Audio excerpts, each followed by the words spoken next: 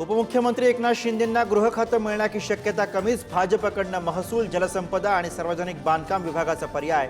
शिवसेनेला 3 पैकी 1 पर्याय निवडावा लागणार असल्याची माहिती।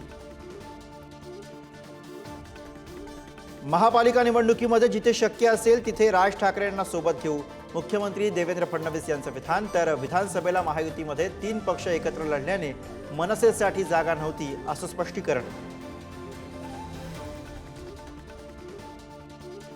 उद्यापासून मुंबईमध्ये विधिमंडळाचं विशेष अधिवेशन 7 आणि 8 तारखेला नवनियुक्त आमदारांना शपथ दिली जाणार। 9 डिसेंबरला राज्यपालांचं अभिभाषणासह विधानसभा अध्यक्ष निवडीबाबतही निर्णय होणार। शपथविधी सोहळ्याच्या निमंत्रणावरनं सत्ताधारी आणि विरोधकांमध्ये जुंपली। पवार ठाकरेंसह सर्व विरोधकांना निमंत्रण दिलं होतं, फडणवीसांची माहिती। तर निमंत्रण दिलं नसल्याचं काँग्रेस प्रदेशाध्यक्ष नाना पटोलेंचा आरोप। लाडक्या बहिणीचं 2100 रुपयांचं आश्वासन पूर्ण करावं, सुप्रिया सुळेंची मागणी। तर सरकारने काय जुमलेबाजी केली हे जनतेला आता कळेल, यशोमती ठाकूर यांची टीका। ज्येष्ठ नेते मधुकर पिचड यांचं निधन, वयाच्या 84व्या वर्षी घेतला अखेरचा श्वास। नाशिकमधील रुग्णालयामध्ये उपचारादरम्यान निधन।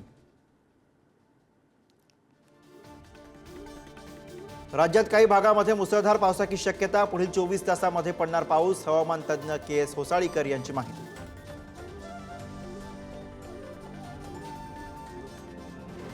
मुंबईसह ठाण्यातील 10% पाणी कपातीचा निर्णय मागे, पिसे जलशुद्धीकरण केंद्रातील बिघाड दुरुस्त झाल्याने पाणी कपात रद्द।